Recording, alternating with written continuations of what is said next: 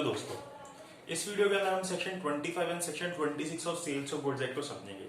इससे पहले हमने सेक्शन 18 से लेके सेक्शन 24 तक समझे थे, जिसके अंदर सेक्शन 23 जो था वो बहुत ही इंपॉर्टेंट सेक्शन था। अगर आपने वो नहीं देखा तो उसको जरूर देखिएगा, अदरवाइज मैं थोड़ा सा हिंट आपको यहाँ पे भी दे दूंगा उस सेक्शन का।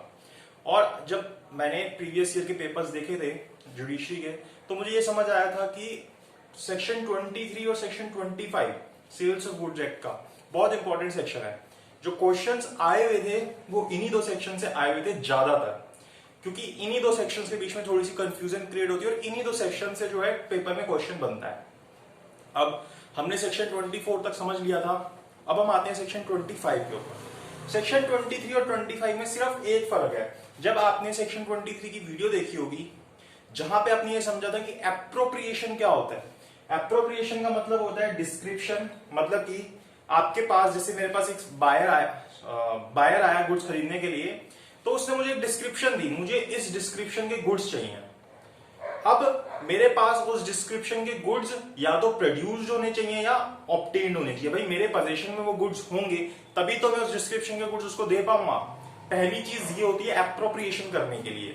सेक्शन 23 अनअसर्टेन गुड्स की बात करता है। असर्टेन गुड्स जब हम सेक्शन 18 देखते हैं वहां पे पता चलता है क्या होते हैं। असर्टेन गुड्स वो होते हैं जो आइडेंटिफिएबल होते हैं। मतलब जैसे मैं हमेशा एग्जांपल दे रहा हूं, मेरे पास 100 केजी अनियंस है, वो मेरे से 10 केजी अनियंस लेने आया, मैंने उसके 10 केजी अनियंस अलग से आइडेंटिफाई करके रख दिए, तो वो क्या है, असर्टेन गुड्स है।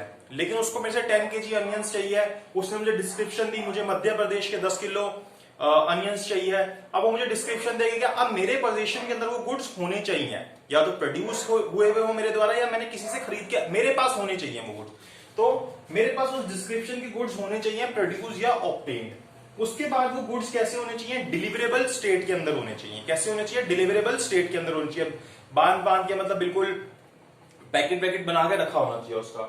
उसके बाद वहां पे आता है सेक्शन 23 के अंदर आता है अनकंडीशनली एप्रोप्रिएट। वहां पे वर्ड यूज होता है अनकंडीशनली एप्रोप्रिएट। यहां पे यही चीज हो जाएगी कंडीशनली एप्रोप्रिएट। यहां पे अन वर्ड को काट दीजिए। अब अनकंडीशनली एप्रोप्रिएट क्या होता है, जब हमने वो देखा था उसके अंदर हमें ये पता था अनकंडीशनली एप्रोप्रिएट मतलब होता है कि मैंने वो गुड्स डिलीवरेबल स्टेट में रखे हुए हैं, या तो सेलर को डिलीवर कर दिए हैं या कैरियर के पास रखे हुए हैं जो लेके जाएगा उसके पास, या कोई भी बेली है उसको दे रखे हैं जो ट्रांसमिट करेगा बायर को, और साथ में मैंने उसके अंदर कोई भी राइट रिजर्व ना कर रखा हो, तब हम उसको बोलते हैं अनकंडीशनली एप्रोप्रिएट। लेकिन सेक्शन 25 के अंदर मैं उसको कंडीशनली एप्रोप्रिएट करूंगा, मतलब मैं उसके ऊपर राइट रिजर्व करूंगा। और उसके बाद हमें चाहिए होती है असेंट ऑफ पार्टीज। ये जो असेंट है ये हम पहले भी ले सकते हैं इन तीन काम के, और इसके बाद भी ले सकते हैं। असेंट मतलब कि भाई वो मेरे को बोलेगा कि मुझे गुड्स चाहिए, वो हामी भरेगा तभी तो मैं उसको गुड्स दूंगा, तो वो इन सब काम से पहले भी हो सकती है और इन सब काम के बाद भी हो सकती है। तो इसी को एप्रोप्रिएट करना कहते हैं। एप्रोप्रिएशन हमें समझ आ गया क्या होता है। अब हम आते हैं सेक्शन 25 के ऊपर। सेक्शन 25 में आपने इतना समझ लिया, एप्रोप्रिएशन तो होगा लेकिन कंडीशनली एप्रोप्रिएट होगा, कंडीशन लगेगी। अब ये कंडीशन किस तरीके से लगती है सेक्शन 25 के अंदर वो हम देखेंगे।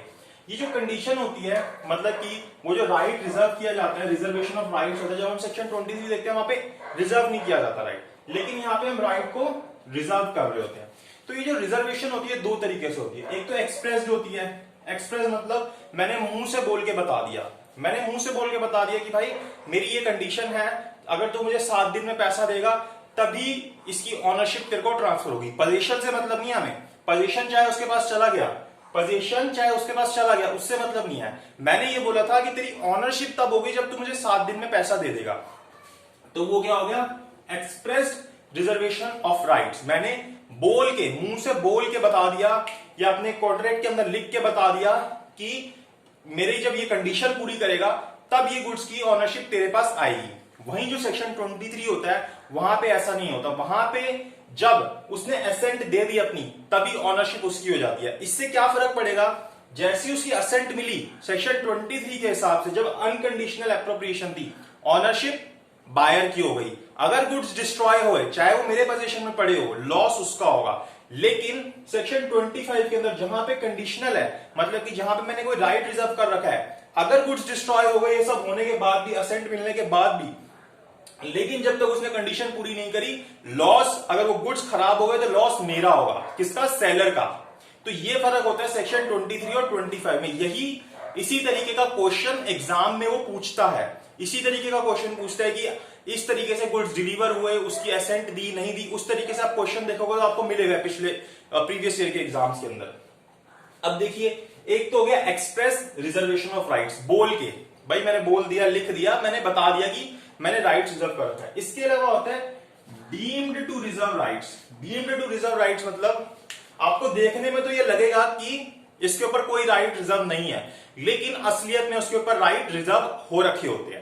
अब वो राइट कैसे रिजर्व हो रखे होते हैं, जब सेक्शन 23 और 25 को पढ़ोगे, उसके अंदर लिखता है सबसेक्शन 2 और सबसेक्शन 3 के अंदर, अभी मैं पढ़ता हूं उसको, उसके अंदर बताता है दो बातें। या तो जब आप किसी को गुड्स भेजते हो तो आप उसकी डिलीवरी दो तरीके से करते हो, या तो उसके लिए बिल ऑफ लेडिंग बनाते हो, या तो उसके लिए बिल ऑफ लेडिंग बनाते हो, या रेलवे रिसीप्ट बनाते हो।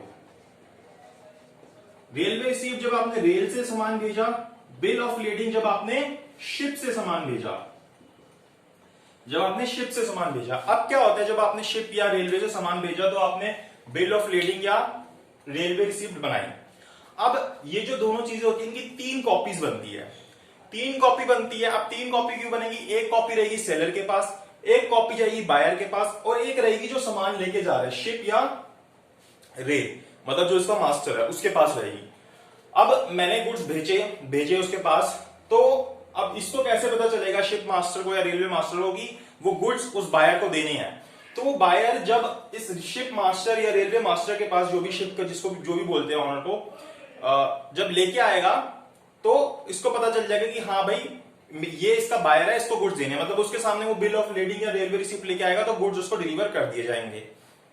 तो ये चीज होती है। लेकिन ये जो शिप मास्टर या रेलवे मास्टर होता है ऐसे ही गुड्स नहीं दे देता, यहां पे वो पहले परमिशन लेता है, किसकी, जब आप सेक्शन 25 पढ़ोगे, किसकी परमिशन लेता है वो परमिशन लेता है उसके ऑनर की, मतलब सेलर की, या फिर सेलर के एजेंट की परमिशन लेता है कि मैं गुड्स दे दूं उसको।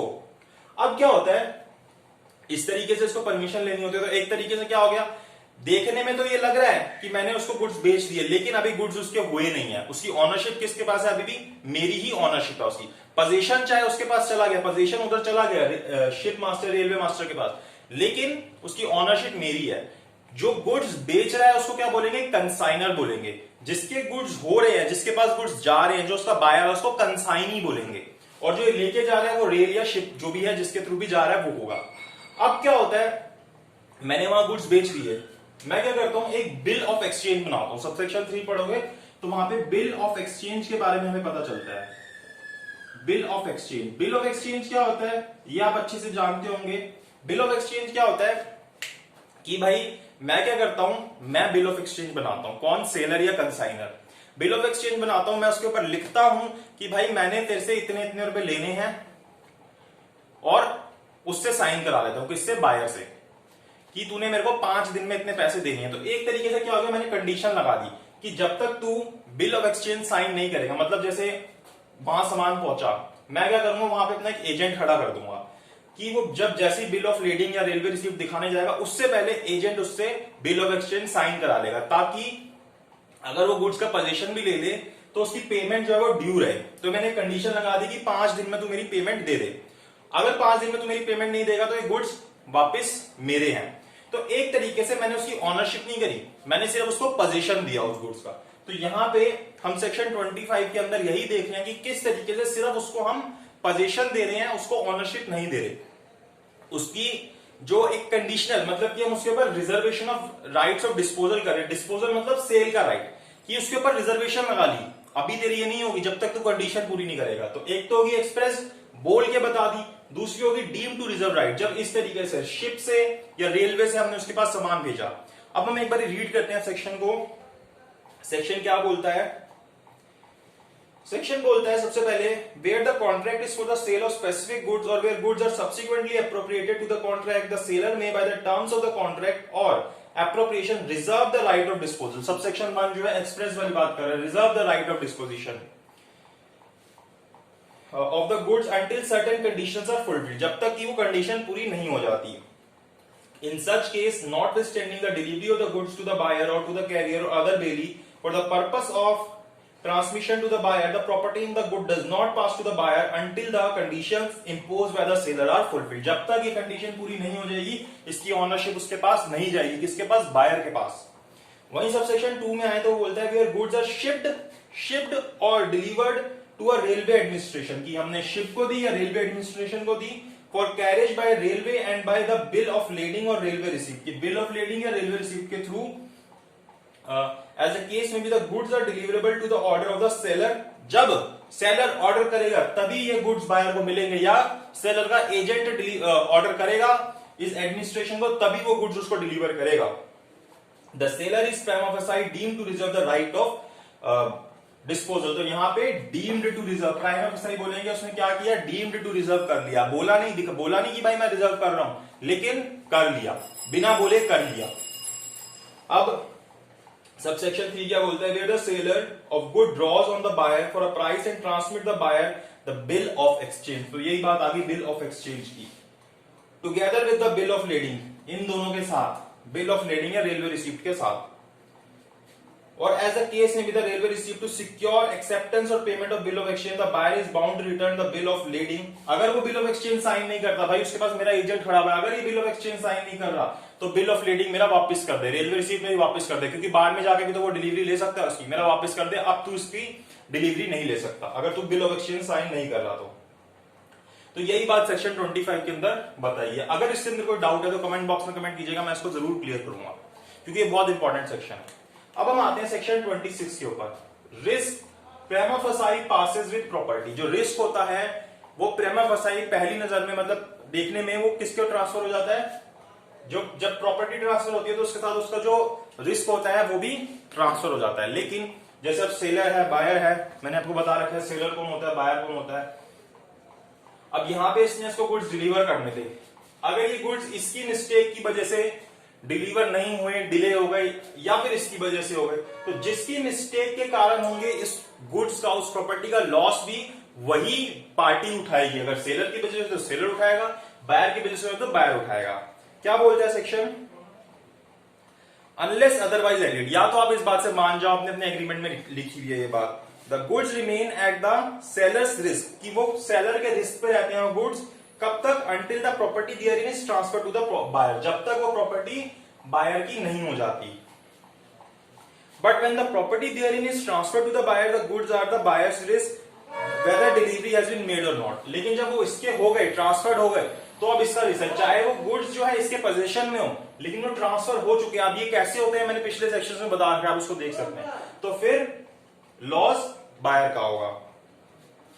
फिर बोलता है वही, जिसकी मिस्टेक होगी उसका हो जाएगा loss, provided also nothing in this shall affect the liabilities of either seller or buyer as a bailee of the goods of the other party. लेकिन एज अ बेली जो है कोई इफेक्ट नहीं आएगा। तो ये चीज हमें सेक्शन 26 में, ये चीज हमें सेक्शन 25 में दी गई है। अब इस वीडियो के लिए इतना ही। नेक्स्ट वीडियो में आगे के सेक्शन 28 से जो सेल्स ऑफ गुड्स एक्ट के सेक्शन है उनको समझेंगे और अपना जो पूरा सेल्स ऑफ गुड एक्ट है उसको कुछ वीडियोस के अंदर कवर कर लेंगे। तो अगर आपको वीडियो अच्छी लगी तो उसको लाइक कीजिएगा, शेयर कीजिएगा, सब्सक्राइब कीजिएगा और कमेंट करके जरूर बताइएगा कि आपको क्या लगे, और अगर आपको कोई डाउट है तो उसको भी कमेंट कीजिएगा।